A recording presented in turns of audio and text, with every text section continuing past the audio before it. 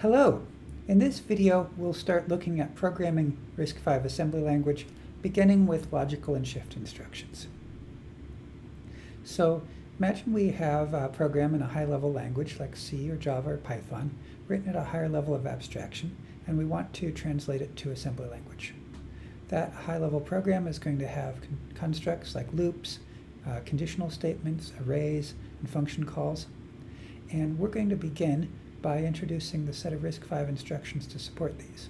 We'll talk about logical operations, shift operations, both of those in this video, multiplication and division in the next video, and branches and jumps in the one after that.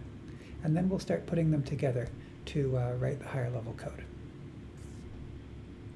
So as we're talking about programming, it's worth highlighting one of the world's first programmers, Ada Lovelace. She was the daughter of Lord Byron, born into aristocracy, and she was friends with Charles Babbage. So as Babbage was building the analytical engine, she actually wrote the first interesting computer program that calculated the Bernoulli numbers on that machine. All right, so let's look at the logical instructions. In RISC-V, there are three logical instructions: and, or, and exclusive or. They do bitwise operations, so they each take two 32-bit sources and produce a 32-bit result, where each bit in the result is the operation on the corresponding bits of the two sources. So and is useful for masking bits. Let's say our first source was that, the second source was this. Anything and 1 makes itself. So F is 1, FF is 8 ones in the bottom 8 bits. So ANDing a number with zeros in the top 24 bits and ones in the bottom 8 bits leaves us just the values that were in the bottom 8 bits and forces everything else to 0. That's known as masking. Or can be useful for combining bits. So for instance, if we had something in the top 16 bits and another register with something in the bottom 16 bits and we wanted to combine them, we could OR them together to get something in all 32 bits. OR can also be used to set certain bits to 1. Exclusive OR is good for inverting bits. So A exclusive OR -1.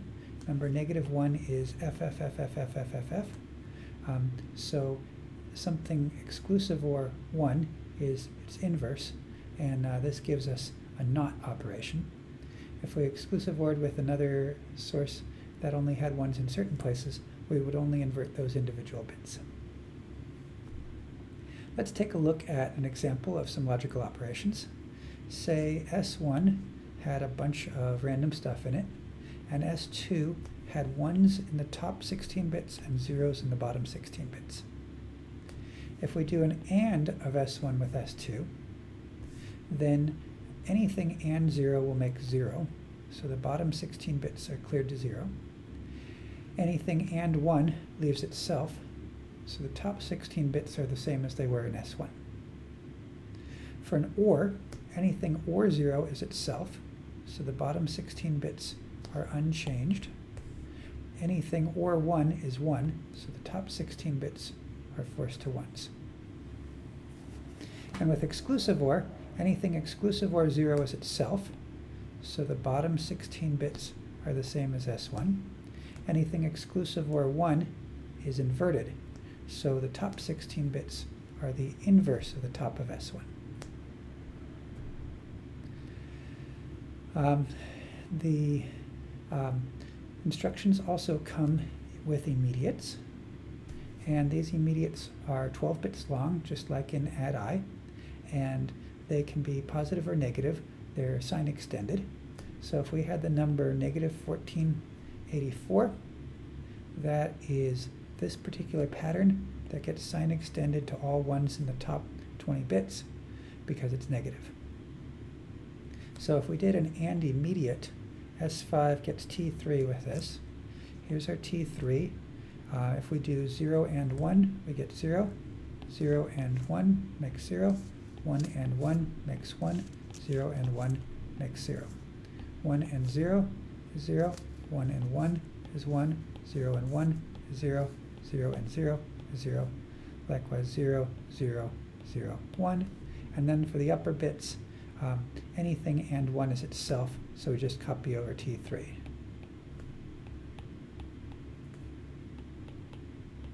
And so forth.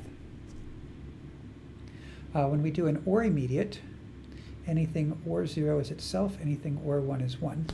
So 0 or 1 is 1, 0 or 1 is 1, 1 or 1 is 1, 0 or 1 is 1, 1 or 0 is 1, 1 or 1 is 1, 0 or 1 is 1, 0 or 0 is 0, and so forth. Exclusive OR, remember when the second source is 0, it leaves the first source unchanged. When the second source is 1, it inverts the first source. So 0 XOR 1 is 1, 0 XOR 1 is 1, 1 XOR 1 is 0, 0 XOR 1 is 1, 1 XOR 0 is 1, 1 XOR 1 is 0, 0 XOR 1 is 1, 0 XOR 0 is 0, and so forth.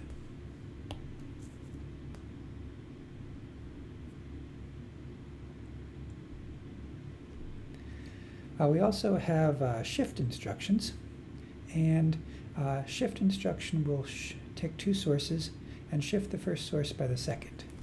So there are three types of shifts: shift left logical, shift right logical, and shift right arithmetic.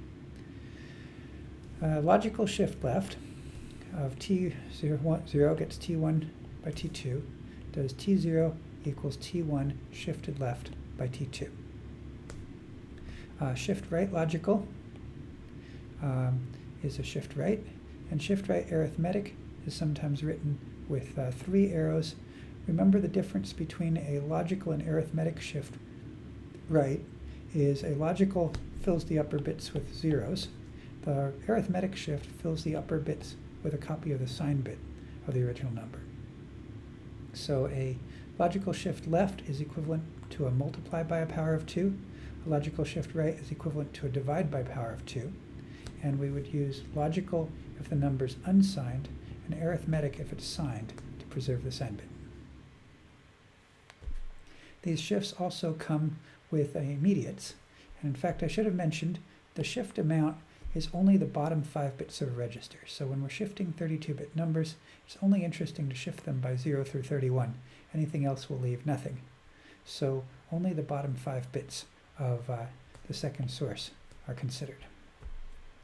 An immediate shift also takes a 5-bit immediate to say how much to shift by. So there's shift left logical immediate, shift right logical immediate, and shift right arithmetic immediate, and they can shift by a constant in the range of 0 to 31.